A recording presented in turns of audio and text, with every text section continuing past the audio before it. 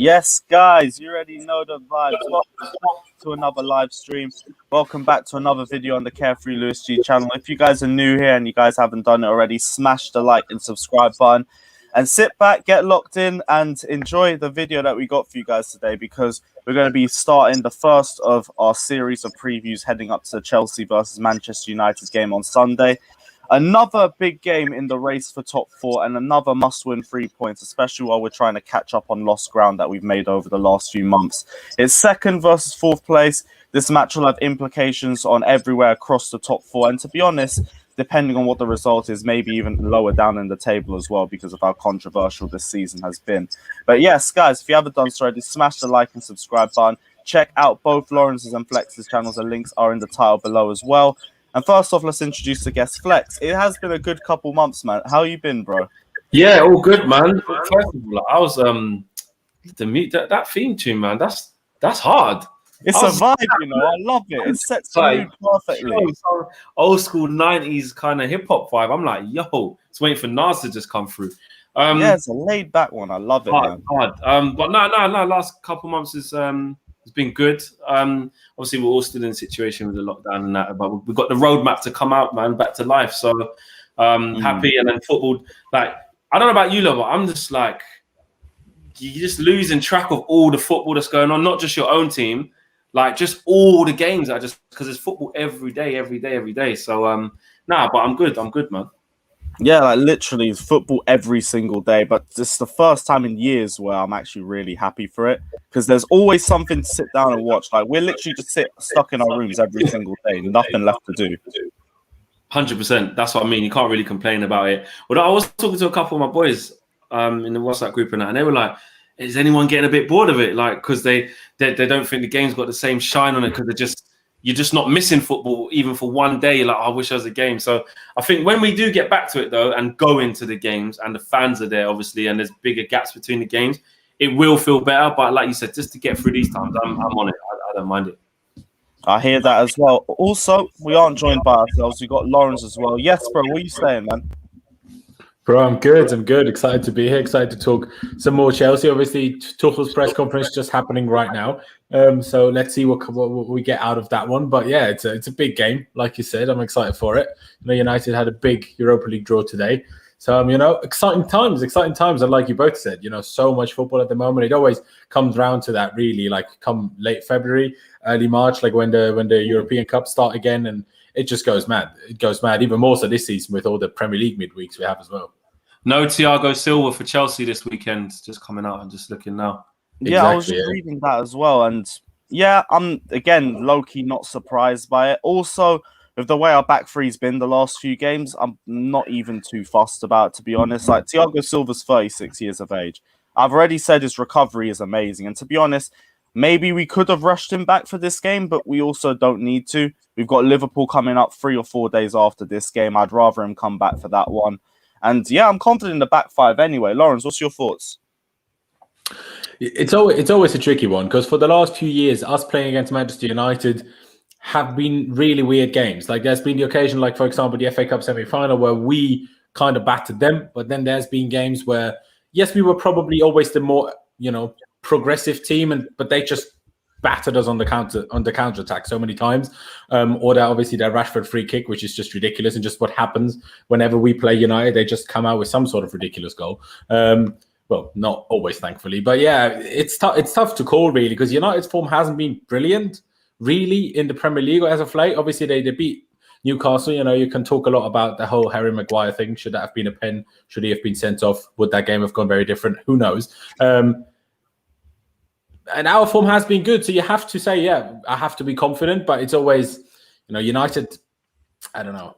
They always struggle more against these worst teams. And then when they can sit a bit deeper and hit on the break, they just prefer that anyway. So it's always tricky to judge United's performances and form against lower league, or not lower league, but bottom half oppositions.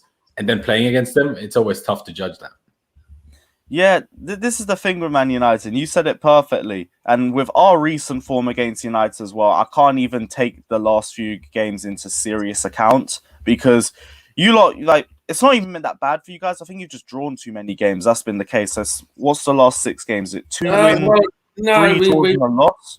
Exactly. At one point we was 1 win in 6, which was just teetering on the edge of becoming an issue. I mean, that little run there we went where we lost against Sheffield United.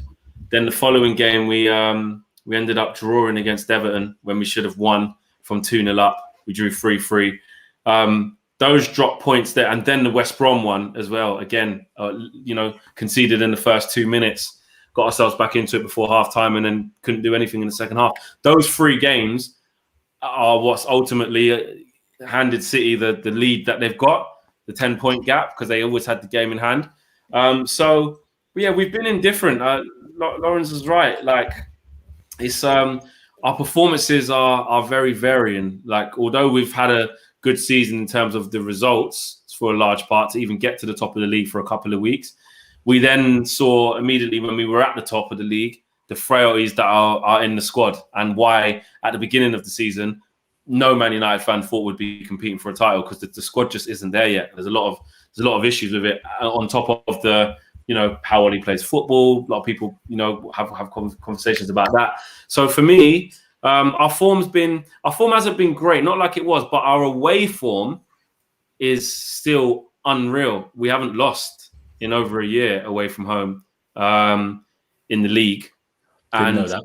Yeah, and we are brilliant away from home. Although don't get me wrong, there's no fans now, but it did start from when there was fans there. We're just unbeaten away from home, and it's not nothing to shout about going to the Hawthorns and being unbeaten because we drew, if you get what I mean. So there's been some crappy draws, but we are unbeaten, and we have taken a hell of a lot of points on the road. And you're right. If Chelsea, it depends how Chelsea plays, because we do like to hit teams on the counter attack. That is when we are at our best.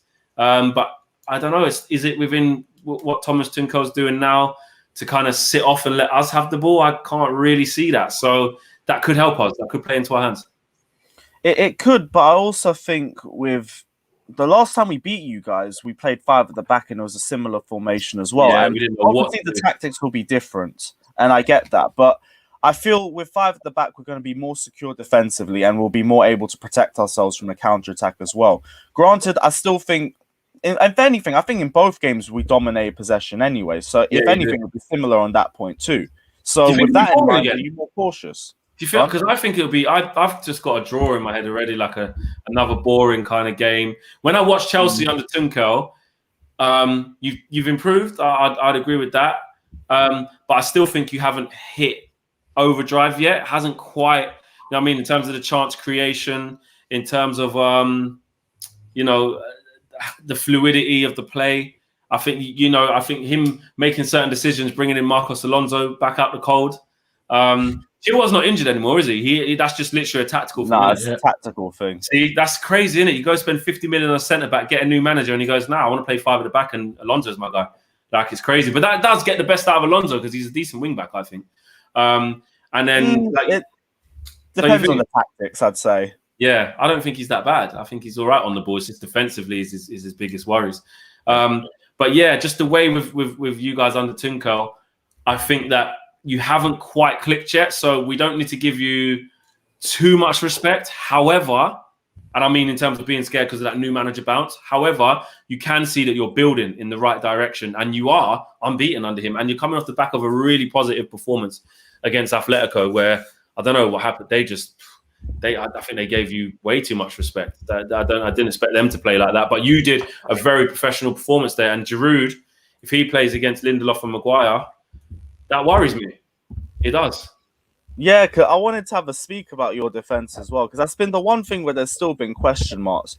Going forward, I think there's been questions about your tactics going forward, but individually, your players can carry you through games, and that's half the reason why you guys have got the results that you've had. Defensively, though, you lot have been getting held back by the back two as well. I've been speaking with Flawless and all the other United fans as well. It's been an argument over whether it's Maguire holding you guys back, whether it's Lindelof holding you guys back.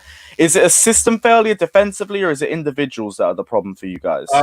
It's more so the individuals. The system is always a situation in terms of the whole squad, how we play, getting the best out of players. We can't get Donny van der Beek again. When Pogba plays, should he play further up? He's too deep. There's loads of system issues with the team. But in response to talking about the defense, I've been saying, like, I know we can't because we just spent 80 million on Maguire and he's captain, but I'm saying rip up the partnership and start again. Like, I'd love to see that happen. I just think what the common denominator is, though, is Eric Bailly. You know, Eric Bailly levels up either one of them who plays with him. So whether he plays with Lindelof, whether he plays with Maguire, they look better when they play with him. Do you know what I'm saying? But we can't keep it fit. So, look, because we're not going to get rid of Maguire, I think Maguire probably just shades it. But my questions have been to United fans, like, how much better than Lindelof is Maguire? Like, it's not a huge, only because he's a bit more commanding on the ball with headers and stuff like that. He's not that much better. I don't really see it. So I think the biggest advantage that Harry Maguire has is that every referee seems to love him, because the guy gives away a penalty every game but never gets it given. I just think back to the last time we played you, man. Like, the guy just wrestling tackled Aspie. Oh, $1 million dream on Aspie, man. Yeah, I remember that. Yeah, exactly. Yeah, he's a clumsy guy. He's a very clumsy defender at times, and he needs protecting. So he needs a fast, combative, like a no-nonsense. But he needs an Eric Bailly type defender next to him. But obviously, Eric Bailly can't stay that fit. So to answer your question, it's the individuals more so than the system. Because if those two could look after themselves a bit better, I don't think would be as exposed. If you had a defender that fit the profile of exactly that you want in the centre back, then which one would you want next to him? Would you want a Maguire next to him? Would you prefer a Lindelof next to him? Next to who? Bailly? No, as in, well, let's say Bailly, but I'm thinking more like your problem is the two centre backs, and to be honest, the fact that there isn't a leader in between them. If you got like your dream centre back, but it was just one of them, which one would you prefer next to them out of Maguire or Lindelof? Oh, mate, they don't. Depends on which the centre back is, I guess. Yeah, that's what I mean. Yeah, it depends on which one. Because just for argument's sake, we'll say Eric Bailly. So who would I want to play next to Eric Bailly out of Lindelof? Yeah. We're saying Eric Bailly definitely isn't the problem. So whichever one you want next problem. I'd say just Maguire. Just. There's really not a lot separating them. Nah. Just Maguire. Okay. We'll move on into the manager as well, because I do want to have a talk about Ole Gunnar Solskjaer, because if you look at it from a paper perspective, he's taking United further up and up the table, but definitely with this season as well, it does also give a little bit of thoughts that it's a false image as well. And I want to know what your thoughts are based on United's growth this season compared to last season. And do you think it's something to be optimistic about, or do you think it's more the players that have to take credit for it? I think the thing is the cup competitions, because you want to look at that and say you want to see progress. We got to get past this semi-final stage, and we got to try and win something. But with the league, you have to say that he's improved. I know people are going to say, it's a shit league. There's no fans, and Liverpool fell off. No one, and Leicester and West Ham are there, or whatever. You can say all these things, but as it stands, we're the best of the rest. This is, Chelsea had to change manager. People can make up all these things to go against Ole, but the facts are the facts. Is that Bruno's done his thing again. Rashford's done his thing again. No matter how frustrating he may be, they've put up good numbers and they're essential to our team, and that's what's got us to where we are. It doesn't mean we're perfect. So I think this is what I keep talking about. United stand. Ole's contract situation is due to be looked at like very soon, where you got to kind of give him a renewal or not, and he's going into his last year next year. I'm still holding back on that, because as it stands, we're doing all right. But we're in going into March now. There's still room, and I'm not trying to be pessimistic, but there's still room to mess it up in the Champions League, in the Europa League. We already did that. Yeah, we already did that, exactly. So that's a cross in his box. You've gone backwards in that sense, because you had 2 points. You needed 1 point out of 2 games to go through against PSG and Leipzig, and you failed in both. Then you go into the Europa League. If you don't win that, that's another X, because there's no progress there. FA Cup, we need to go further and win that. So there's still time for it to go wrong. So there are little bits to look at and say, you know what? If you go again, give him the centre back he needs, give him a defensive midfielder, give him the right winger or another forward, and see what he can do. But the style of play still isn't quite there. You've got to look at that. But it's all about the ending of this season. I'm still saying I'm going to stick by what I've said all season, which is after finishing third last year, he deserved this season to see what he could do, and we're still competing as it stands. So yeah, there's some reason for optimism for sure.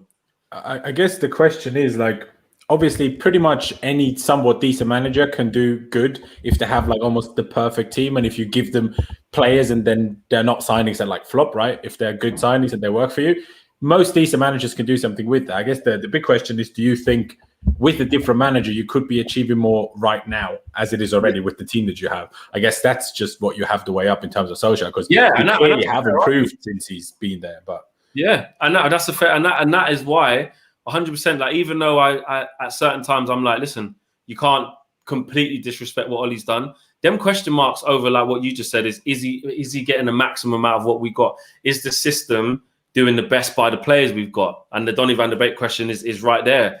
It's not, because when Pogba plays, are we getting the best out of him for how he plays? Are we getting the best out of Rashford? Are we getting Bruno? We are. But there are loads of question marks over the style of play. So 100%, that is a whole different question, because I think another manager probably could get more out of what we got. So with that in mind, then, let's say Ole gets top 4 again this season. I'm not going to try and guess which one, because really and truly this season can go any sort of way. But Ole gets top 4 this season, and maybe we'll not think too far into next season. What does Ole have to do in the next season to potentially guarantee a new contract for himself? Well, I actually think if this season messes up, he shouldn't get one. He shouldn't get an extension. So say like he, okay. Do you know what I mean? So say he doesn't win anything and goes out early again, and he doesn't get top 4 from this position, we've gone backwards. Like, it's over for me, especially because they got to make a decision to kind of, you know, kick it to either give him a contract or not. For me, if he does get top 4, which you can never say never. You can never say never, because like you said, if we lose against you, that's 3 points. And then we got to play City next week. Before we know it, we could be 5th, 6th. You don't know. So you're right. But if we do get top 4 and get a trophy, or get to a final, and you know you can lose a final on any day, I understand that. Then you got to say, yeah, you've done all right. So I don't mind giving him another year. But it has to be based on the top 4 is a minimum, because we know we can't win the league. If we can secure 2nd place, which I think is decent progress, and win a trophy, I think you got to say that's not too bad. Yeah, because like, my thing with you guys is it's more your board's ambition, because I feel like you lot could have and probably should have got rid of Ole a lot earlier, in my opinion, if you lot really wanted to take this team somewhere. And this is why I look at it from a Chelsea perspective. Like, we had Frank Lampard, and he had this 1 or 2 month really bad dip, and he was out of the job instantly. Whereas you guys, Ole, to be fair, he does answer questions as well. I'll give him his credit where it's due. Where his job really looks like it's about to go down, he goes and gets a big result. We're second. Like, the thing is that the things that we scrutinize Ole for as United fans are the intricate things, in terms of, instead of just the pure out and out fact. The pure out and out fact is that at the beginning of the season, Lampard was, you know, doing great and kicked on everything. It was Arteta was going to go again. It was Klopp's going to do this and do that. Pep's going to do this and that, which he is gone on to do. Brendan Rodgers is an amazing manager. He's this, he's that, and he's there or thereabouts. And Ole's just done his thing. Like, we're second. We're second. Don't get me wrong. The Champions League was a real bad thing, but we're second in the league. We got to the top of the league where people are like, rah, no one expected this. Every Man United fan before the summer was saying, nah, mate, after the summer we had, which was underwhelming, we should be like 5th, or another battle for 4th, 5th, 4th-ish, scrape to get in there. Chelsea bought all them players. You know what I mean? We're thinking they're going to leave us behind. Was maybe a bit scared of Jose as well early on. Tottenham, what they're going to do. They look like they had a really good summer window, when we can see how that turned out. So all of this stuff that's going on, but yet Ole's second. Like, it's not luck. Like, do you know what I mean? He's been the second most consistent team. We're the top scorers in the league, which is mad. We're the top scorers in the league. But defensively, 100%, we go back to that. We're probably about mid-table for defensive form. So there are things that are going right. So I think for people who definitely want Ole out from ages ago, fair enough, because that's been their opinion for a long time, and you shouldn't just instantly change it. I get that. But I don't know. I just look at things from a balanced point of view, and I just think, you know what? We kind of saw that we kind of reaped the rewards of staying with him when it got real tough early on in the season. And at the moment, can we really expect to be better than that City side? No. Were we really expecting to be better than that Liverpool side until they got all the injuries? No. So we are where we're supposed to be. And then if you go and get him them 3 players, then you say, right, Ollie, you've got everything you need. What's your excuses? All right, well, final question before we move on into the predictions for the game. I want to have a talk about Anthony Martial as well, because I do think that's a big talking point as well for the season. His form has fallen off a cliff, and I don't know what the main cause for it is. I don't know if it's contract talks or anything behind the scenes, but what has happened with Anthony Martial this season? Because he's coming off his first 20-plus season for you guys in 5 years, and since then, it's just all gone backwards for him, really. It has, man. He's in a bad patch of form. I think I was just reading some comments there as you lot are talking about it, and basically Solskjaer saying that Anthony knows what we want from him. We're going to keep working with him. He wants to improve. You know, all the usual stuff when you don't want to get onto a player who's fucking struggling, because he is. And it's multi-layered with Martial, because I think you can look at it one of 2 ways. You can either look at it like you just said there, he's coming off his best scoring season since he's been at the club last year, top scorer, and that's with no penalties, straight up, and proved that when Solskjaer let Lukaku go and Sanchez, he put an arm around Martial, gave him a number 9 shirt, literally, back, and said, you're going to be my number 9. And he responded. He responded and had an amazing output. It was always going to be a question mark when Cavani came in, because I said, look, you know what? It's going to be mad interesting to see if Martial spits his dummy out now he's got competition again, because it's almost like he might feel a bit insecure, you know, but he has to do more. He has to do more. We don't create that much chances. Again, down to the system of play. When Martial's up front, do we put him in on goal? Is he facing the keeper one-on-one a lot of the times? Not often, but when he has been getting into those positions, he's been missing. He hasn't been putting the ball in the back of the net. And as United fans, we have to kind of humble ourselves a little bit there, because we laugh at Bobby Firmino at Liverpool because, you know, he's not prolific, but he brings people into play and he's integral and that. But then when it's our guy, we don't want to have the same energy. You know what I mean? You got to do more. If you're going to be our number 9, you got to do more than just bring people into play. I don't want to hear that your touch is just nice. You only bring people into play. I need to know you're getting 20, 25, 30 goals. I need to know that you can be a Haaland, you can be an Aguero in his prime, a Kane, a Lewandowski. And I know people are going to say there's not many of them out there, but that's the level we need to aspire to. Exactly that. And I say that I don't want to talk too much on Martial, especially because his record against us in recent years has been a madness too. It's been weird with you lot as well, like Rashford as well. Like, he's been looking a bit iffy the last few weeks, but I don't want to say too much about him because he's probably scored against us. Don't do it. Rashford is the most frustrating player ever. Rashford is one of the most frustrating players to watch, because you know the ability that he has, but it's just getting that consistency of decision making out of him. But even I've had this argument with Man United fans. As frustrating as he might be to watch, we can't play without him. He has to play. He can do something at any moment. And you're right, he can. He probably will against you as well. George, you don't have that many players. Like if you leave Martial out, if you leave Rashford out, well, who else are you going to play? Who do you have injured? I think I just read that Mata and Pogba are definitely out. Mata's not been playing all season. Pogba, McTominay, Cavani, Van der Beek. And Van der Beek hasn't been playing, but there's still big injuries. So McTominay's apparently Solskjaer said he's hopeful for McTominay, Van der Beek, and Cavani. So yes, yeah, but even that to bring into such a big game after only training for a couple of days is tight. So yes, I wanted to ask as well. Now, wait, just before we get into that, Lawrence, any other Chelsea injuries we've had? No, it's just Thiago. Apparently, everyone else seems to be fit. Yeah. All right, just Thiago Silva. That's cool then. Well, with that in mind, Flex, with the injuries that have also come up as well, how do you think Manchester United are going to set up for this game? Matic, if McTominay can't make it, which I think is a risk playing him anyway, if he can play, great, play him. If he can't, we know Pogba's out. It's going to be Matic and Fred, which I was just saying today on our stream that partnership can give you pros and cons. Like, the cons of it is that it has no creativity whatsoever. Bit of lack of mobility. It'll all have to come from Fred. And it just isn't a very attack-minded pivot. Do you know what I mean? What it will give you, though, is protection.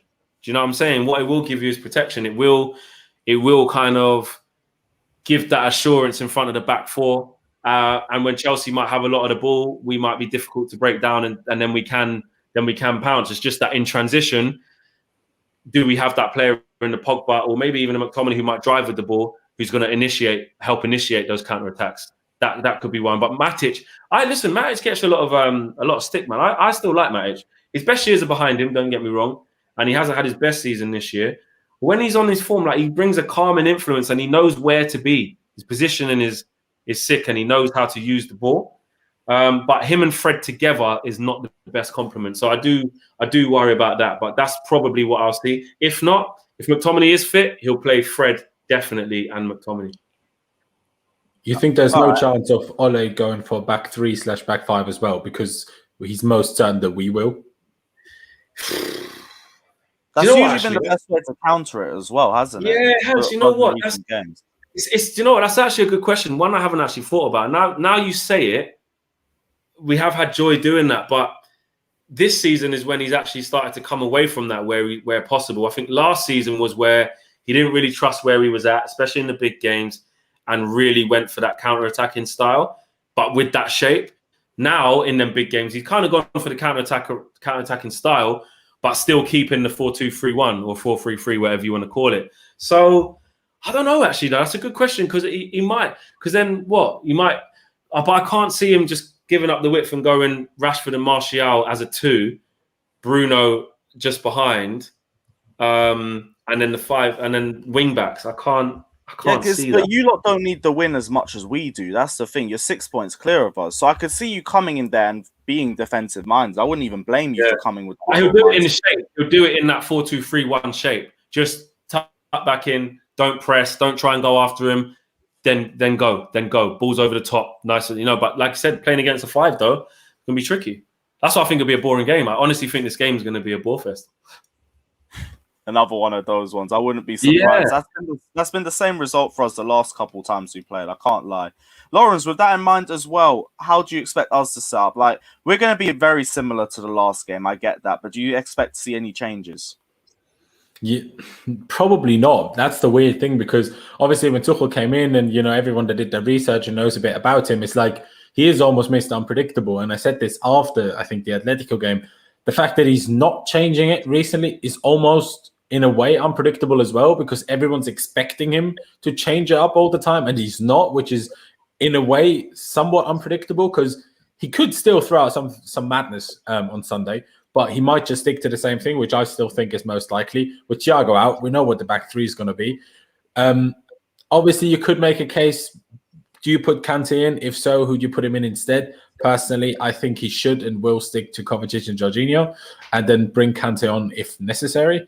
I think the biggest question is just who starts right wing back. Does he go slightly more defensive and do Reece James, or does he go aggressive and go Callum Hudson-Odoi? I think that's the big question that we don't know about. And then up front, because Flex has touched on it earlier already. Yeah, we've improved drastically under Tuchel in terms of how we control the game, how solid we are defensively, but the final third still isn't quite there.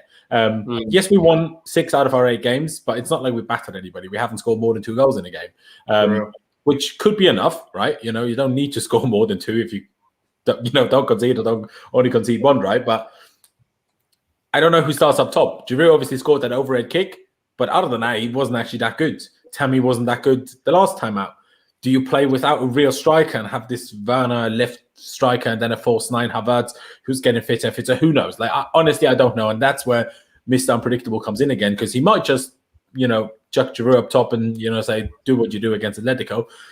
Or he just changes it up quite a bit drastically and, says, let's not do a proper striker. Like I said, do this Havertz, false 9, number 10 kind of thing.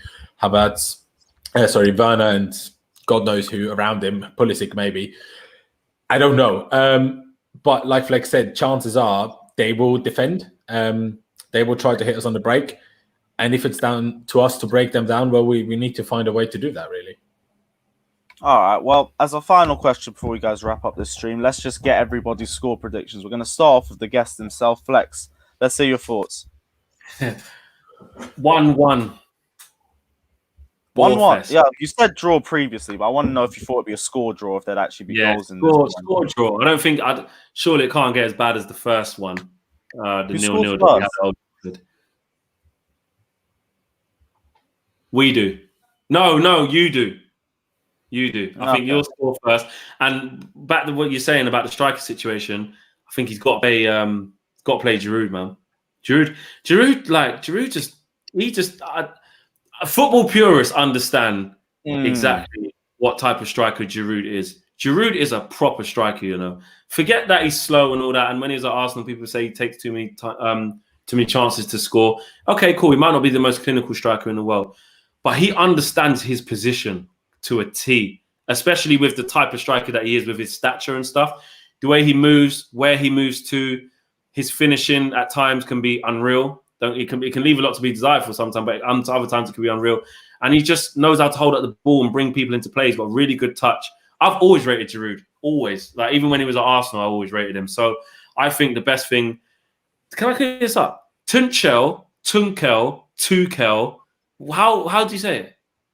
I'm terrible with it too. It's Tuchel, right? Have I got it right now, Lawrence? Is it Tuchel?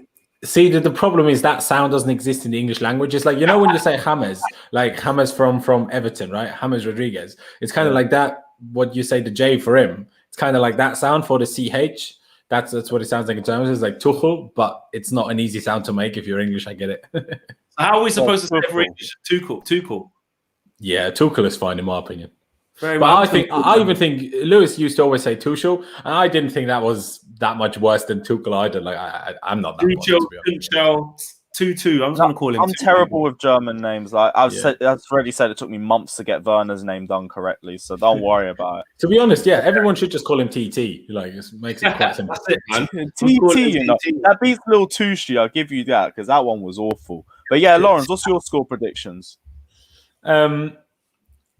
See, I tend to, in tight games, I tend to always predict like a 2-1 because, hey, I back my team and it's probably going to be tight anyway. But at the same time, we don't concede. I know we conceded against Southampton and that, but we don't concede goals. So it's kind of like weird to predict the 2-1 because it's almost unlikely for us to concede. Obviously, Man United definitely can score, but in terms of if I just go over likelihood prediction, it's probably not that likely that we'll score. So it's either like 1-0, 0-0, 2-0, something like that. It's probably most likely. So I'm going to say 1-0, we'll grind out another one like we did against Atletico. Won't be that fun, but hey, you know, we have the toughest run of fixtures you can think of, and you know, we need to just grind it out.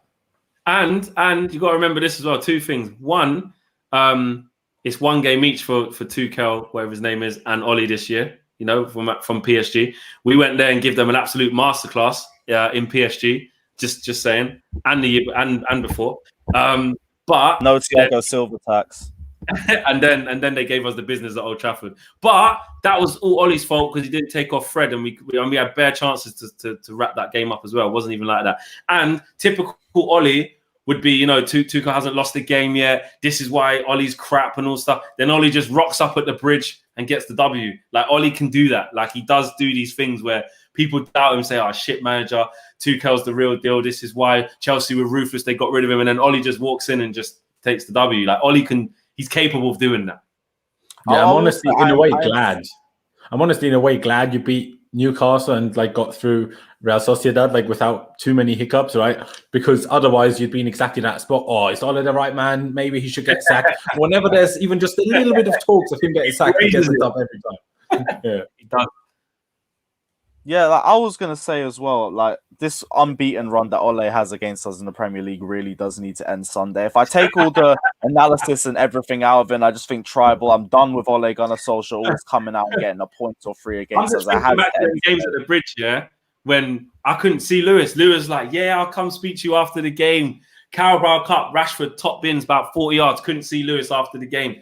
Next game, what was it? Maguire header, Martial header. Couldn't see Lewis after the game, can't find him. And when I speak to him, he's like, I just don't get it. Like, Ollie, shit, like, how is this happening? Listen, mate. It really was that. I remember after the third game, I was just proper defeated. I was like, all right, you know what? Yeah, I'll probably draw you in the cup in 2 months. We'll go lose to you in that as well. I've had enough of this bullshit. I swear down. But yeah, let's hope things change now with COVID, with the vaccine and everything like that. I'm going to drop my score prediction. I think I'll be real. You saying 1-1 was a bit correct. I can't lie. Like, it's a draw game. We all fucking know this. But I think if it's not a draw game, it's going to be another one of those ones where there's one goal in it. And if there's one goal in it, I'm going biased. I'm going Chelsea. We'll go for another Olivier Giroud header off the back post or something. But guys, this is the end of yet another match preview. We will be back in a few hours for Premier League Pandemonium, 6 p.m. live. Check it out. Check out Lawrence's channel. Check out Flex's channel. They're all in the title below. So literally press the button and go like and subscribe to their channels as well. But until then, take care, like and subscribe. Let us know your score predictions down in the comment section below as well. And we'll be back in a few hours. Peace. Up the Chelsea.